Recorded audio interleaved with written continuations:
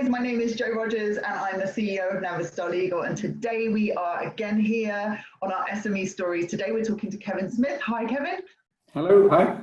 Kevin is an entrepreneur, he's an advisor and he is a business mentor, and today we are talking a little bit about the things that he's talking to his businesses about, the things that he's been doing in his business, and some basic understanding of positive things to go forward. We'll talk a bit of opportunity, what's possible in the world post-COVID. So Kevin, tell us how you started out and what got you into business. Well, I actually started working for banks as a credit analyst in the City of London, and then jumped into business development for those banks and started working internationally, going to many countries and seeing many things. And then back in, a long time ago, back in 1996, I left and set up a business and finance consultancy, and have basically been doing that ever since. So I'm very lucky. I've worked in 45 countries, set up SMEs in quite a number of those countries. And one of the things I always find amazing is how the different experiences, whilst they may seem unconnected, they actually come back and are extremely useful at some other point in the future. So as I've got older and got more experience, it's always interesting to me how those different experiences, as I say, can be very helpful. You can what you're saying is you can look back at your past and connect the dots between different things that you've done.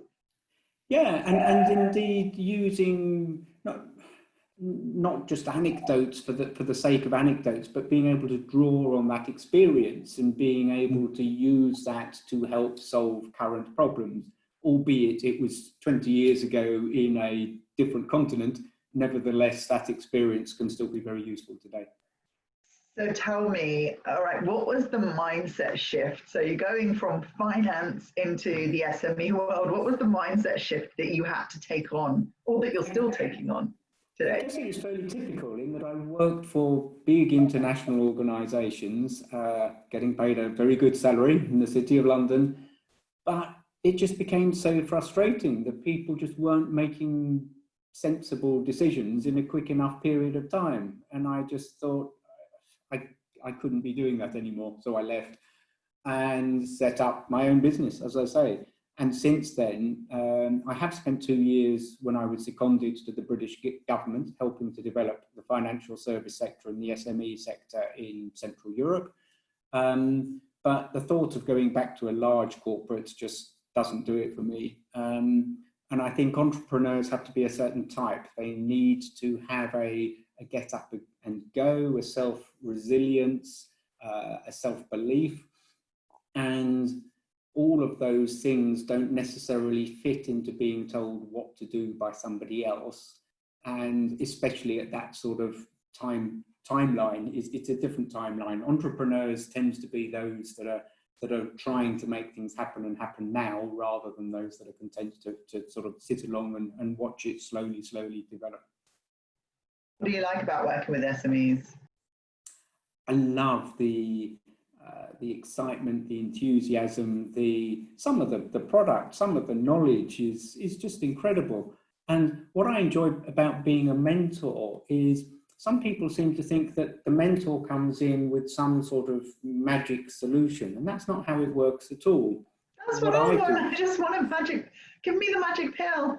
Yeah, precisely. And that's not how it works. But what does work is I come in with the experience and the broader knowledge.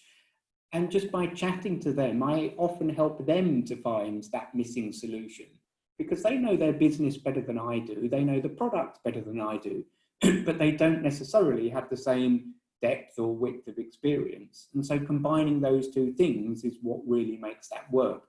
And that's the sort of the dynamic I really enjoy. And the bit for me also, I feel as though I'm actually giving something back. So in the mentoring, it's all pro bono. But as I say, I feel as though I'm maybe changing someone else's life or making a difference, as opposed to just working. And that's actually quite a nice feeling. Yeah. What do you think is the difference? It's a complicated question. Maybe not.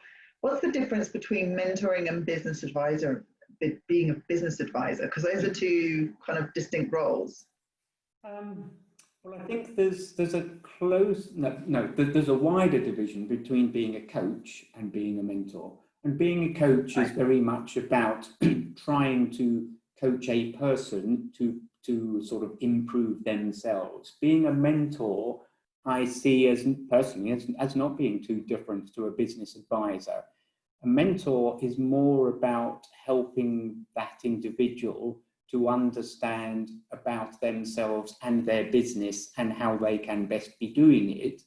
And so it's just a little bit more emphasis on them, whereas a business advisor is much more coming in and coming up with telling them what to do and how to be going about it. And whether I've got my more commercial hat on or whether it's the more mentor hat on, I tend to approach it in exactly the same way.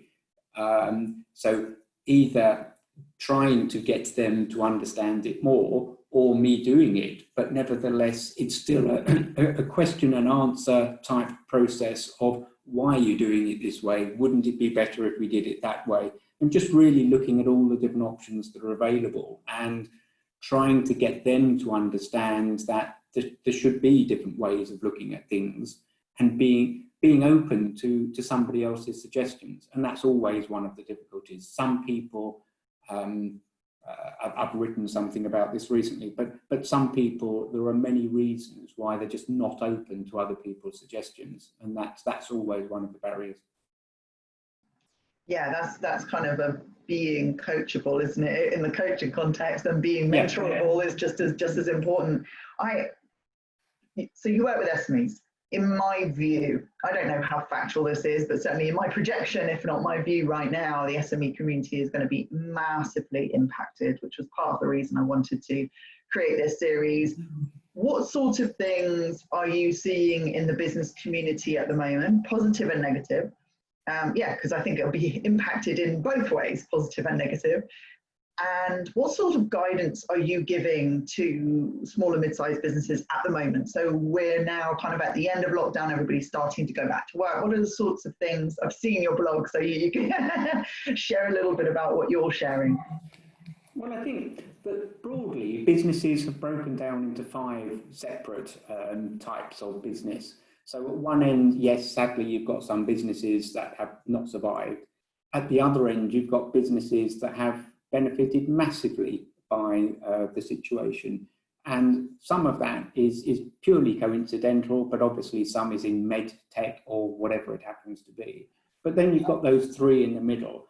And some of those are, let's say, in the wedding industry, where you've got businesses that basically haven't been able to do anything, but they have now a huge pent-up demand, and so they will see a big surge in, let's say, the autumn, where they will be doing much of the business that they wouldn't normally be doing in the autumn because they'd have done it in the spring. So overall, if you look at them over a 2-year period, maybe their turnover might be about the same as it was anyway. And then you've got others that have just lost business, coffee shops, because they've been shut. And you've got others like delivery drivers or what have you that has had a very large peak, but will probably start to tail off again back to the norms. So first of all, you've got those different types of businesses. But then when you look at businesses, every business has had to adapt. And it's always about adapting and flexibility. And one of the big benefits that an SME brings should always be that they're faster on their feet than the big companies. And that's one of the things that has been very much in their favour. And when you look at the statistics, it is just over 40% of businesses have pivoted in a meaningful way during lockdown. And of those, 21% of those are actually more profitable than they ever have been. So it's forced companies to go back and look at what they're doing, how they're doing it, look at the systems, look at the cash flow, look at all the other bits that are integral to a business, and then help them to sort of look at all of that again and then reinvent themselves. And some haven't had to reinvent themselves, some have quite big time. And what will happen afterwards is those companies will go back and everybody's business model is going to be different because they're going to be keeping substantial elements of those new business models because they work. Maybe they work better than the company that they had before and the business model that they had before. So going forward, it's now a case of how do we come out of this situation and how do we roll forward? As I say, keeping large elements of what you've done before, learning the lessons of what you've done before, and maybe going about business in a different way. But I think there's two big things that business in general is going to have learned, and that comes down to flexibility of staff and working from home. More people are going to want to work from home, and more companies are going to be okay with that. And the flexibility that goes with that. It doesn't matter when you do your hours in many businesses, as long as you get the output done. It doesn't matter if you do it 9 to 5 or whether you do it midday to midnight. So there's going to be much more flexibility. But I think the other thing is supply chains. Whether you're a small business or a large business, I think one of the things that came out of this very early on was relying on one company to deliver your different one country of your supply chain. Yeah. Exactly, one supplier or from one country. Everybody used to rely on just in time because it was beneficial from a cash flow point of view. Maybe people will start to go back to having some sort of reserve in a warehouse. Maybe they will look at different supply chains closer. And then you've got the environmental impact as well. And so people might also be looking at, okay, not one long supply chain from the other side of the planet, but maybe a couple of supply chains so that they have at least got options. Yeah, so those all sound like opportunities. I mean, those statistics I haven't heard on the news. Where are you getting those statistics from? That's amazing. 21% of businesses are feeling like they're more profitable, which is really powerful. And I can see that, although I'm seeing a lot of businesses in our environment that are impacted, they're being impacted because they have to lose people. Unfortunately, that's what happens in the economy. You become more profitable because you have to shed the costs, and the shedding of the costs is losing people and people's livelihoods, unfortunately. So that's the knock-on impact on the economy, isn't it? I think I've become extremely frustrated with the media over this whole campaign, I have to say, in that they seem obsessed with going over the same information, but also trying to only look at the downside of things. You have to understand that, yes, people will be losing their jobs, but we had the lowest unemployment level of all time before we went into this. The stock market, the UK stock market, has already recovered 80 or 90% of what it lost. And yet all you ever hear about is what it lost 6 or however many weeks ago it was. So it's very easy to focus on the bad things and not the good things. One of the things that has come out of this, I really, really hope, is people have now better understood the need to communicate properly. And the communication isn't just about advertising. One of the things that we saw in the early stages of this was that companies that seemed to care about their clients were communicating with them, were engaging with them, and were trying to get their message across and saying, hey, clients, we know you're out there, we still care about you, we might not be able to work with you now, but we're very much here if we can help in any way. And when all of this returns back to normal, we still want you as a client. The clients are going to really respond to that. Whereas customers for businesses where nobody's bothered, or indeed if you're a member of staff, if you're an employee for a company that hasn't actually bothered to engage their employees, people have memories. And I think companies that have done the right thing for the right reasons and acted in the right way will be remembered. And their client base will come back to them and be loyal to them, just as they as a business have been loyal to their customers. And likewise, it will be the opposite way around as well. So I think it's really been an opportunity for businesses, especially the smaller businesses, to show that they care about their community and they can be doing something and engaging with them. But it's, I hope it's again going to encourage people to really understand who their client base is, how to engage with them, and why it's important. Yeah, wow, there's so much there. And I wonder what the things are, because there was a lot of, and also I just want to say on the communication, I think we maybe were over communicated with at some point. It's like, stop with all the emails. You know, I think I maybe got 3 or 4 from Sainsbury's just saying, remember, keep a safe distance. I'm like, no. It could go the opposite way as well. What are you sharing with the clients, and who do you work with? What type of clients? But what are you sharing with them at the moment that is particularly, what's on their mind at the moment? What are these clients saying? Oh God, help me, Kevin, save me from. Yeah, well, we work with everybody from almost startup businesses through to good mid-sized corporates. And so the need, typically their founders or their the founder still owns a large percentage of the business, so it's their business. And a lot of them have, our conversations have changed a little from, in the early days, there was a lot of, how are we going to survive? What can we do? And obviously that impacted businesses that really did have to shut and they couldn't pivot well. And so those conversations were much more about how to preserve cash flow and the way to cut costs and all of those normal things. So normal in any business environment, but crucial in this sort of business environment. But already, and then we went through a phase where people were sort of managing to cope. And then we went through another phase where it was all becoming a bit too much because as the weeks dragged by. But now we've definitely come into the phase where everybody's thinking, right, now, how do we make this happen again?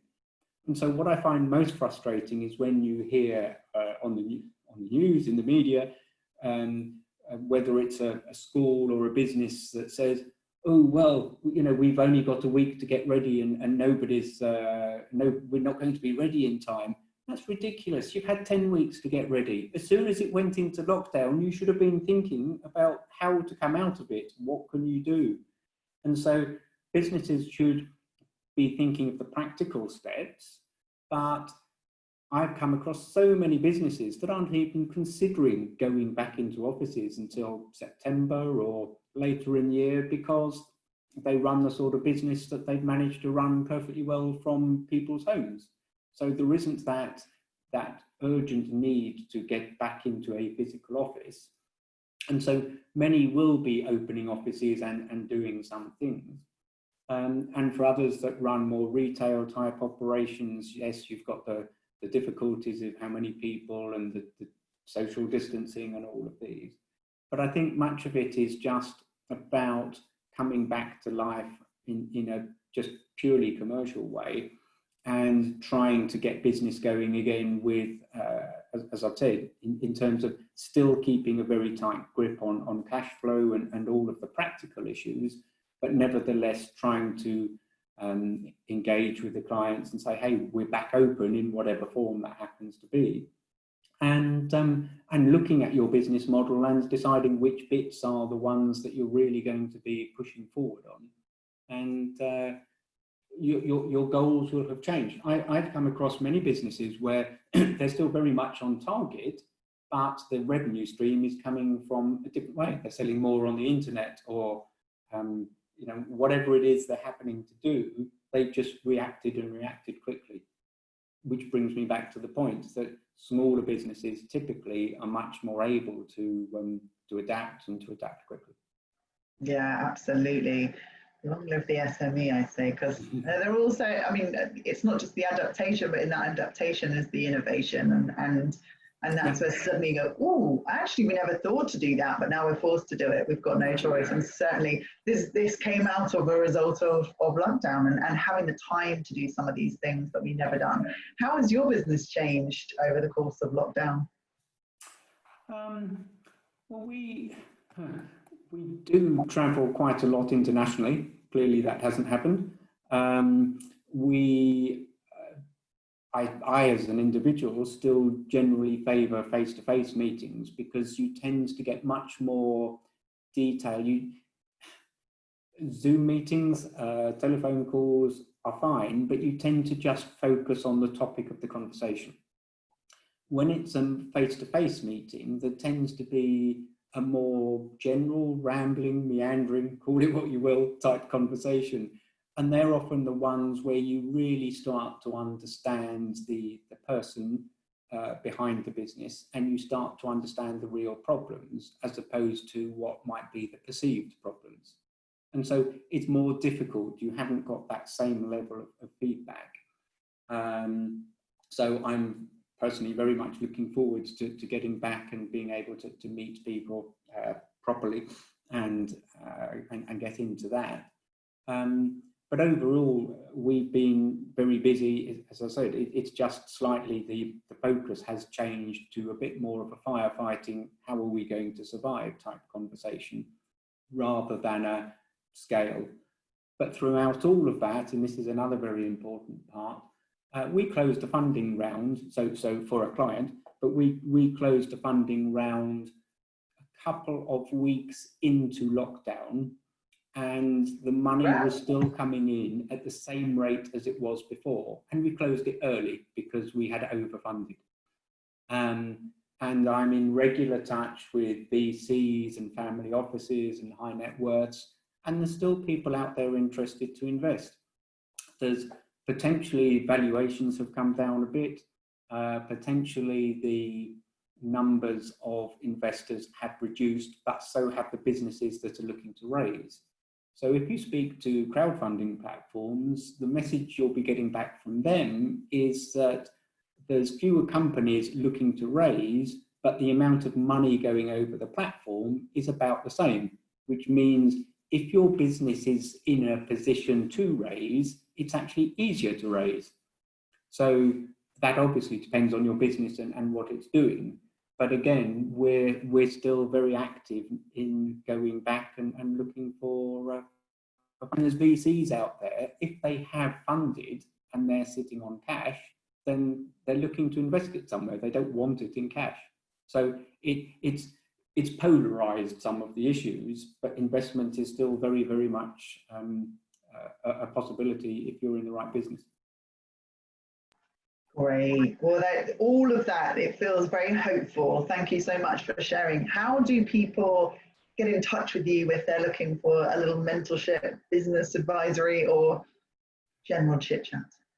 Well, face to face, of course. Well, we have a website, boomandpartners.co.uk, and that sets out our 10 sort of core services, and indeed the partners that we work with and the much wider services that we offer. I have a personal profile on LinkedIn, which is Kevin R. Smith. Sadly, it's Kevin R. Smith MSc, and that's only there because there's rather a few Kevin Smiths around. Between those two, you'll understand much more about us and how we go about it. But I also write a very regular, constant series of articles or video interviews or what have you. And they're constantly going out on LinkedIn, so all published in different places. One recently for a part of the Financial Times, but many in other publications. And they're going out on, typically 2 a week, are going out on my LinkedIn. So there's a regular flow of free content, free information that you might find useful. But all of that will link you back one way or another back to Boom and Partners Co.uk or my LinkedIn. Yeah, I was going to use the word comprehensive to refer to your blog, and even though we've met in real life, So we're not even just LinkedIn buddies, but we've met in real life. But that's what keeps me connected to you, because I see, oh, Kevin's written something again. Oh, great. So I think that to me is, it's really valuable, particularly as a business myself. Wonderful.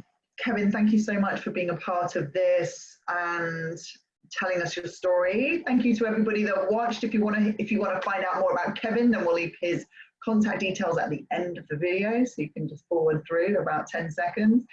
Otherwise, you can subscribe either here or here. I'm not really sure where it is, but subscribe to NaviStar Legal and join us again for SME Stories. Thanks again, guys, and see you again.